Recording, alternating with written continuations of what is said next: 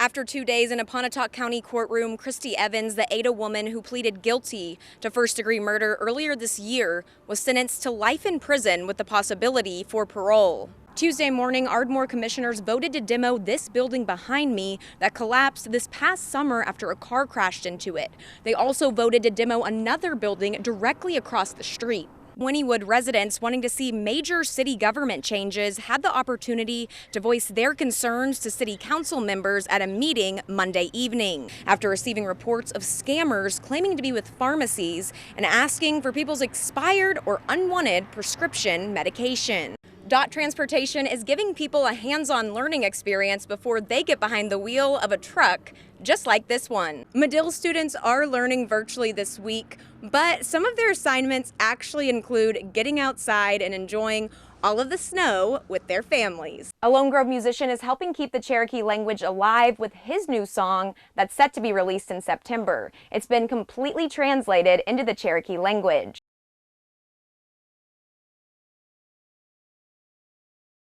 The Oklahoma Highway Patrol is looking to hire more port of entry officers who make sure commercial vehicles like these are safe on the roads. If the tires are bad on the truck, they blow a tire, they roll a truck, they hit someone else, those are things that we try to prevent out here on the highway. Before getting back on the road, safety violations are fixed on site. We had an inspection today here with DOT officers. So, as you know, we have found out some failure on my, turning light on my trailer. So we are fixing in the next few minutes. POE officers also check for drug and human trafficking and other suspicious activity. In the last 3 years, they've recovered 5 stolen vehicles.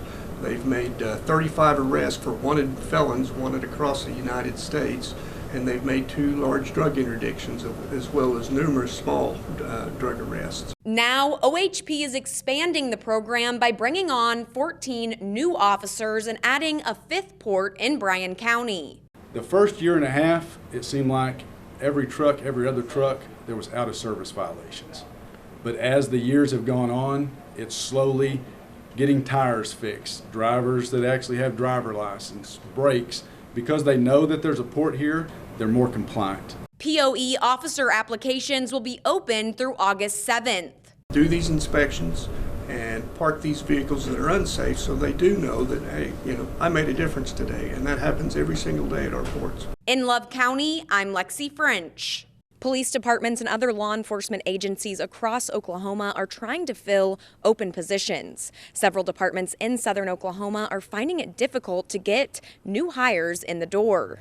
We're not having a whole lot of luck. We're not getting a whole lot of applications. It's a tough time right now.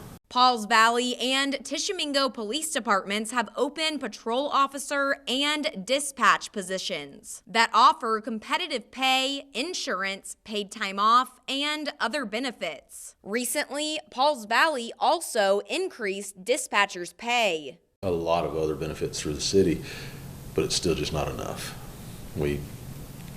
It's obviously not enough. We can't get applicants. Historically, the Tishomingo Police Department has had an 8-officer squad, but the chief wants to change that.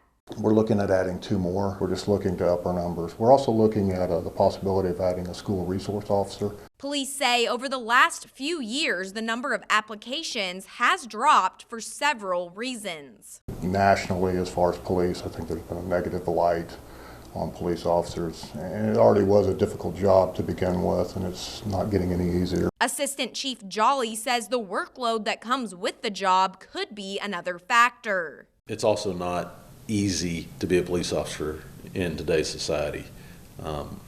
There's a lot of scrutiny, and you're under a microscope a lot, and a lot of people don't want to do that. In southern Oklahoma, I'm Lexy French. The Hamburger Inn has been an Ardmore staple since 1938. It temporarily closed last year, but now the doors are open and Ardmore's favorite burger is back. I feel comfortable here, and of course I love the food, and I used to eat I would get their onion burgers, which they're famous for. It's not just the food that's kept Nadine Cochran coming back for over 50 years. It's the nostalgic feeling when she walks through the diner's doors. A lot of our customers went to the high school down the street, so this is a routine for them. We see a lot of people 3-4 days a week, and so they're very excited, very happy that we're back open. The restaurant closed late last year, but White made sure it didn't stay like that for long. I worked here previously for the last owners, and I fell in love with this place. So when we closed, it really was crushing to me. This is the only job that I have ever truly loved. Her favorite part? The customers, who now feel more like family. Very close-knit here. We all talk. You know, I know their families, their kids, their grandkids. They really are like family versus not just a customer. I enjoy eating breakfast here, and I enjoy visiting with everyone.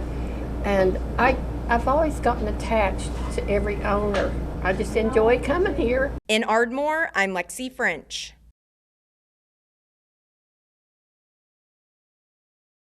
Police have identified 37-year-old Clarence J. Simpson as the suspect who shot 2 people outside their apartment. The female victim was pronounced dead at the scene, and the male was transported to a hospital for medical treatment.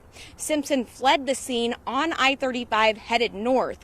As of this afternoon, he was last seen in Ada. According to police and family members at the scene, the female victim had been in a dating relationship with Simpson in the past, which may have been the motive for the shooting. At this time, police are still searching for Simpson. He is a black male, 5'6", wearing a sweatshirt and yellow pants at the time that the incident occurred. We do know that the suspect was driven to the Springer exit. Any further information as far as a vehicle that he might be in or be going to get in, we do not know. Ardmore police and other local agencies, including Oklahoma Highway Patrol, are actively searching for Simpson. He is considered to be armed and dangerous. If you do see him, do not approach him and instead call 911. I'll have more on this investigation as information becomes available. Live in Ardmore, Lexy French, K10 News. Molly, I'm here at the Southwest Baptist Church, a polling location in Ardmore. Around 5:45, there were nearly 500 ballots that have been scanned throughout the day at this location. On the ballot in Carter County are 2 sales tax propositions. Proposition 1 helps to fund classroom materials and technology equipment for 9 schools in the district. Proposition 2 helps to fund maintenance and improvements on roads and bridges in the county. Seats for County Commissioner District 3 and State Representative Districts 48 and 49 are on the ballot. April Brown and Tammy Townley are running for District 48, and Josh Cantrell and Richard Miller are running for District 49. There are still some people inside casting their votes before the polls close tonight at 7. Now, we'll have continued coverage of the Oklahoma primary election and results coming up tonight on K10. You can also find those election updates at k10.com. Live in Ardmore, Lexy French, K10 News.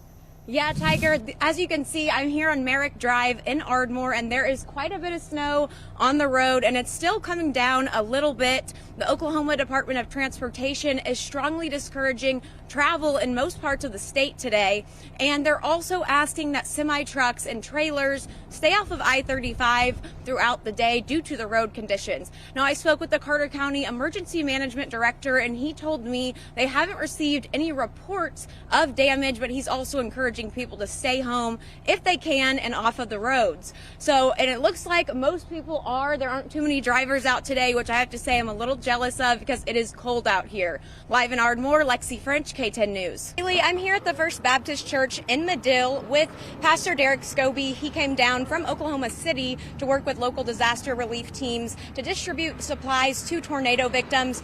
Actually, a whole truckload was just unloaded here at the church. So, Derek, what can you tell us about the plan for this evening and what you guys are going to be doing? Well, this evening at 5 p.m., we are just simply going to distribute product to the people who have been affected by this horrible tornado in this area. So we just wanted to come down and try our best to be a blessing to the people. We served in Kentucky back in December. And I've been taught that charity starts at home. So when I heard about what happened, I drove down, surveyed the damage, and then I reached out to my friends at World Vision and asked could they send a truckload of disaster relief supplies. And they immediately said yes, and here we are today. Okay, and so what kind of stuff do you guys have to distribute this evening? Well, it's everything from clothing to blankets, sheets. There's water. There are generators on that truck, and then a lot of food and so many other things I can't remember. I saw the bill of lading, but it is a lot of product, probably about $100,000 worth of product that World Vision U.S. programs they have sent to the citizens of Kingston and surrounding areas. So all we ask is if you were affected by the tornado, your family member, they were affected, you can come and receive whatever. We're not going to check IDs and all of that. It's just going to be on an honor system. We hope that you would be that honest. Okay, great. Well, thank you so much. And they're going to be set up here at the First Baptist Church in Medill at 5 this evening. Live in Medill, Lexy French, K10 News.